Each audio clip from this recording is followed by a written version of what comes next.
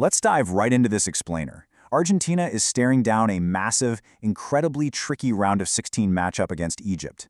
And if you've been tracking this tournament, you already know that for Argentina, packing their bags and going home isn't just a distant worst-case scenario anymore. It's a very real threat. We are looking at a clash of completely opposing tactical styles, ridiculously high stakes, and a squad that is dealing with severe physical exhaustion. 120. That is the grueling number of minutes Argentina just had to endure on the pitch against Cape Verde. They were pushed to their absolute breaking point. It was this chaotic, end-to-end battle where they barely survived, literally having to rely on set pieces and own goals just to scrape their way into this round. And you could see exactly how much that marathon took out of the coaching staff too. Manager Lionel Scaloni's body language in the post-match presser honestly said it all. He was visibly frustrated, and he heavily implied that major tactical changes are coming, because they know the current system just isn't sustainable. If they repeat those exact same mistakes, they will absolutely be knocked out by a highly disciplined Egypt side. So Scaloni's hand is kind of forced right now. And here's why. The medical team is working overtime to manage a massive physical crisis. Facundo Medina, injured. Christian Cuti Romero is battling some really intense fitness issues. Then you look at the midfield engine room. Guys like Rodrigo de Paul and Enzo Fernandez were suffering from severe cramps. In that last match, they completely ran out of substitutions, so you had completely exhausted players forced to stay out there, playing through immense pain, practically dragging their legs around for the final half hour. But it's not just about team survival. The stakes for individual legacies are historically high right now. We are witnessing an unprecedented, generational golden boot race, currently locked in a dead heat at 7 goals. You've got Lionel Messi neck and neck with Kylian Mbappe and Erling Haaland. So you take this incredibly tense, do-or-die match and layer that astronomical individual pressure right on top of it. Now, if Messi manages to score against Egypt, it'll be his 8th consecutive World Cup match goal. It's a phenomenal milestone to chase, but it actually highlights a glaring problem for Argentina. The team is relying way too heavily on just one man to magically create and finish every single chance. And in modern knockout football, relying on a single focal point is incredibly dangerous. It makes you predictable, and highly disciplined defensive teams love predictable opponents because they can just swarm that one player and totally neutralize the entire attack. Real quick, before we break down the on-pitch tactics, we do have to acknowledge the external noise. There's a ton of online chatter right now focusing on the assignment of French match officials, specifically François Letexier, along with the Norwegian VAR crew. Rampant internet rumors are speculating that these officials might be biased against Argentina, but for our purposes, we're putting that aside. We are focusing strictly on the facts and what the team can actually control, the tactics on the grass. So, let's talk about the opponent. Egypt's coaching staff has prepared a gritty, highly specific game plan specifically tailored for this exhausted Argentine squad. They're going to sit back in a deeply disciplined 4-4-2 or 4-2-3-1 structure. In reality, a disciplined 4-4-2 means 2 tight, compact banks of 4. They'll stay close together to suffocate space and shut down passing lanes through the middle. Their ultimate goal? Frustrate a tired Argentina, delay the game whenever possible, and drag the whole thing to a penalty shootout, which, by the way, is the exact blueprint they executed to perfection against Australia. But don't think for a second they won't attack if you give them an inch. Egypt has some incredibly potent tactical threats. Out wide you have Hani, the super dangerous overlapping right back who will aggressively bomb down the flanks. He's mirrored by Omar Marmoush dominating the left side. Centrally they cause massive headaches. Imam Ashur loves drifting inside to create midfield overloads, while Zico drops deep as a striker to link up play. This is all anchored by Lachine, a vital defensive midfielder who's fresh off a suspension.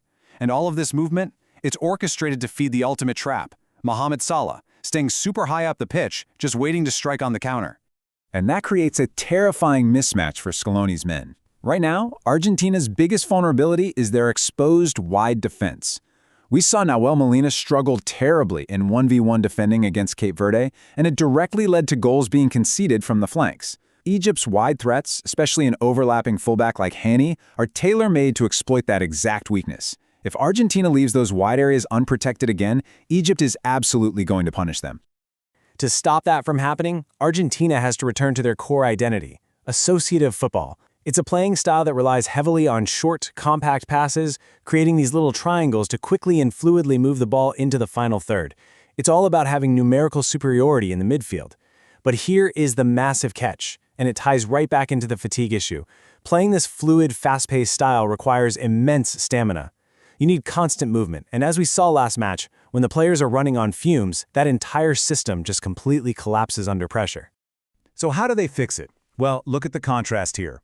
On one side, we have that broken, aggressive high press from the Cape Verde game. It left massive gaps everywhere and totally exhausted the players who were just aimlessly chasing the ball. The fix is dropping into a solid, deep, compact mid-block. Basically, instead of pressing high up in the opponent's penalty area, you drop your entire team back to defend the middle third of the pitch. It tightens the distance between your own players, completely denies Egypt the counterattacking space they crave, and most importantly, it conserves Argentina's fragile energy. Just look at exactly why that high press failed so spectacularly recently. The average position data was actually shocking. 6 players were caught standing on the exact same vertical line. Think about how disastrous that is. If you draw a straight line up the pitch and 6 of your guys are on it, one single horizontal or diagonal pass completely eliminates all 6 of them from the defense in half a second. Once that first line of the press was beaten, gaping holes opened up between the defense and the midfield. Exhausted players were forced to sprint to cover insane amounts of ground, and the entire structure just shattered. So, what are the essential lineup changes Scaloni has to make to actually pull off this mid-block? First up, a critical defensive swap, taking Nahuel Molina out and bringing Ezequiel Palacios in at right back. Palacios brings way more defensive grit and the tactical discipline needed to tuck in and cover those rapid wide threats. Plus, the deeply fatigued Enzo Fernandez and Alexis McAllister desperately need a rest. Swapping them out for Giovanni Lo Celso and Leandro Paredes will refresh the midfield engine and bring back that crucial passing accuracy they need for associative play. Okay, but what about rebuilding the attack? This is where the tactical chess match gets really interesting. You start a direct aggressive runner like Nico Gonzalez on the left, specifically to pin Egypt's dangerous fullback Hani back. You're basically forcing him to stay home and defend instead of bombing forward. Then you inject Simeone's raw pace on the right side.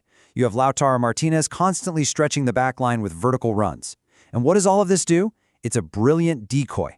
By stretching the wings and the defensive line, it opens up a massive gap right in the middle, leaving Lionel Messi to operate exactly where he is most lethal, in those central pockets of space. And that leads us to the ultimate blueprint to unlock this Egyptian side. The major tactical weakness in Egypt's defense is their center back, Rami Rabia. He's a solid defender, sure, but he genuinely struggles in one-on-one situations against pure pace. That means guys with elite passing range like Paredes and DePaul need to keep their heads up, bypass that congested midfield entirely, and feed vertical long balls directly behind the defense for Lautaro and Simeone to run onto. Target Rabia and exploit that lack of pace. Now, they obviously can't play at 100 miles an hour for the full 90. The in-game management is going to be make or break. Step 1, play slow, methodical possession.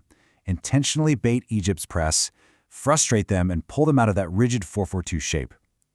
Step 2, the absolute second Egypt steps out of line, you crank up the tempo and ping those vertical passes behind the defense. Step 3, Scaloni has to make early substitutions around the 60th minute. Bring on fresh legs, Barco, Otamendi, Alvarez. They absolutely have to put this game to bed in 90 minutes. They cannot afford another 120-minute war, only to face an unstoppable Colombia team in the quarterfinals, running on completely empty tanks. So, how does this whole tactical battle actually play out? Honestly, I have to maintain some skepticism about Argentina's fragile defense right now. It wouldn't surprise me one bit if Egypt exploits those wide areas early and lands the first blow, grabbing the opening goal. But if Argentina can implement these tactical fixes, if they drop into that compact mid-block to save their legs and ruthlessly exploit Rabia with vertical balls, I'm predicting a 3-1 victory for Argentina. And that wraps up our tactical breakdown. Now, I'm throwing it over to you. Looking at the severe fatigue, those glaring defensive vulnerabilities, and the massive stakes of this tournament, what changes would you make to Scaloni's lineup? Put yourself in the manager's shoes, drop your starting 11 in the comments, and let's hear how you would lock down that spot in the quarterfinals. I'm genuinely curious to see how you'd solve this puzzle. Thanks for joining me for this explainer, and we'll see you next time.